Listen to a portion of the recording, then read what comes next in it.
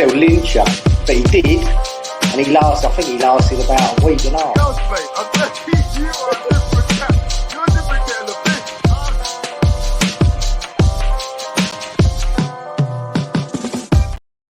Sometimes in life, you just need to think about the simple things, so you get all the insider information, you get all the knowledge that comes out from all the media outlets. And at some points, then things do get relentless and stories do come out. And I think there's no smoke without fire, if I'm being really honest with the story that I'm going to talk to you about. And that is Gianluca Scamacca. It's another saga at West Ham about potentially an exit, about him potentially heading out the door. We've been hearing all summer, even before the summer, even when the season was still going on, that Gianluca Scamacca was not happy, was not settling in at West Ham, was not settling in at London. And now, this morning, there's kind of fears, if you are a West Ham fan, that a deal is getting closer for Gianluca Scamacca to head to Roma on a loan deal with an option to buy for potentially a total package of around 27 million euros. So that could be something like 23 or 24 million pounds. I'm assuming if this is a real story, that there would be more options for us to potentially push that price up as well. And apparently, according to some reputable reporters out there, they're saying that West Ham want to insert an obligation upon reaching certain conditions, such as, for example, Roma getting into the Champions League for the following season and potentially reaching a certain number of appearances. So West Ham looking to try and regain some of the money that we paid for Gianluca Scamacca. And if this was to happen, this would be a real disappointment from my behalf, because he just really was never given a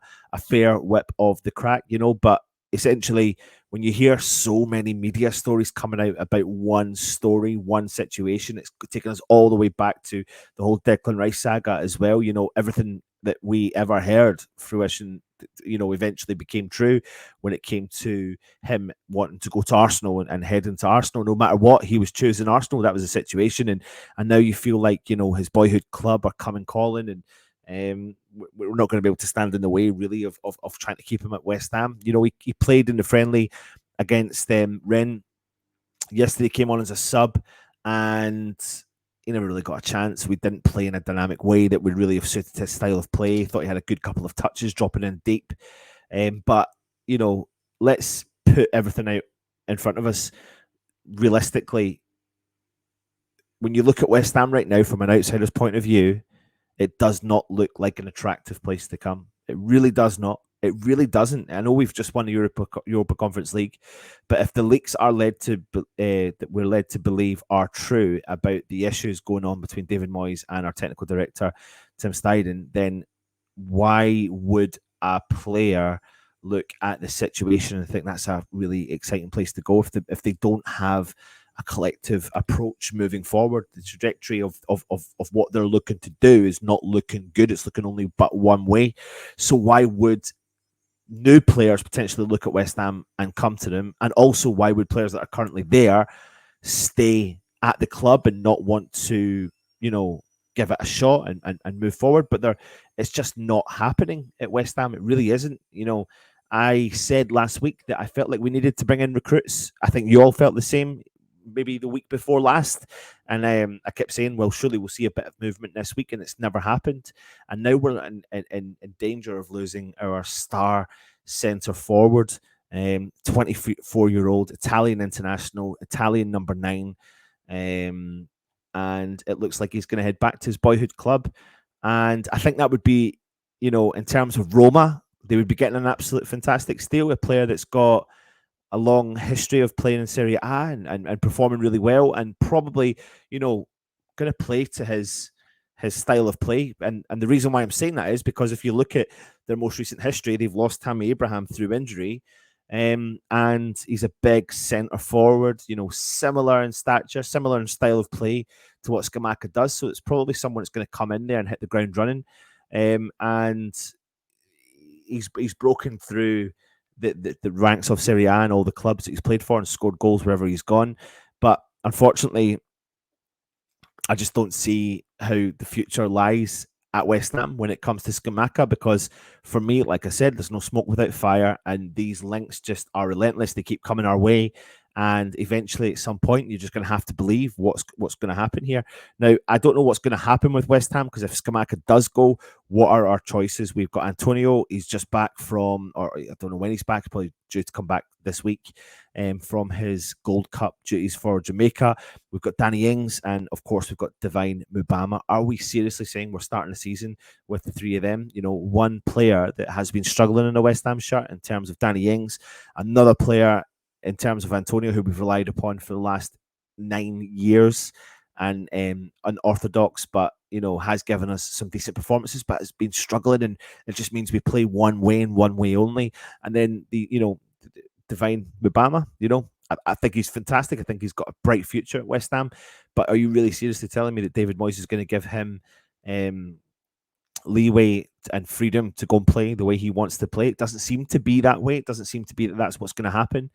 So I don't know. I really don't know the trajectory of where West Ham are going right now in terms of what's our future. You know, you bring Tim Steidten in, you have a certain way, a vibe that you think we're going to do in young, dynamic, new players, but that has not turned into anything yet. And we're only literally 2 weeks away from the football season taking place. We are literally 2 weeks away from kicking our ball for the first game in the Premier League against Bournemouth away from home, and it looks like we're going to be starting with a bit of a stagnant midfield and potentially losing our,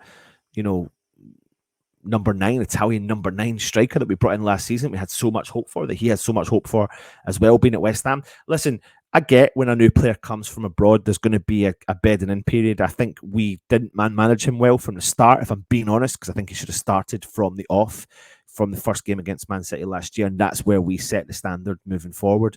He was unfortunate picking up injuries, which was a shame for him individually, but if Scamacca does go to Roma, it's just another long list of strikers that have just failed at the club. But I don't think really all of them have naturally failed. I think the way we've managed them haven't been great. Sebastian Haller, Chicharito, and now potentially Gianluca Scamacca, just to name a few in the most recent years. We do not know how to manage strikers at this club. We don't play to them. And I feel, unfortunately, that maybe the time now is just when you look at West Ham as a whole from an outsider's point of view, where's the attractiveness? Where is the attractiveness? If you look at Paqueta, you're looking at that midfield yesterday that you played in Rennes, and you're thinking, what is going on here? Like, I'm having to cover all this ground. It's not looking bright. It's not looking bright right now, and we need to change that. We've only got like 2 weeks to do it, and we need to move in this market. I can't be arsed with hearing this story about West Ham are interested in. West Ham are in talks and are negotiating a deal. That's what we need to be doing, negotiating deals for players. I'd love nothing more than Scamacca to give West Ham another year. I really, really, really would, but I can't help but feel that he's heading out the door. And if he does, it would be a great shame. But like I said, no smoke without fire when it comes to this situation. Scamacca could be him to Roma, according to some reputable sources out there. Hopefully he's not. I reckon the club, like we said, and we've always heard, as long as there's a deal on the table, they'll be willing to sell or loan. So they'd be walking away with some form of money, and I don't doubt for a second Roma would be willing to pay some decent money to bring him in, but that's still not the money we paid. And there you go, there's another loss on our books. And we're sitting here twiddling our thumbs about Nikola Vlasic as well. I mean, it's ridiculous. It's ridiculous. Hopefully we get it sorted soon. Anyway, thanks for watching. Take it easy. And of course, come on, you irons.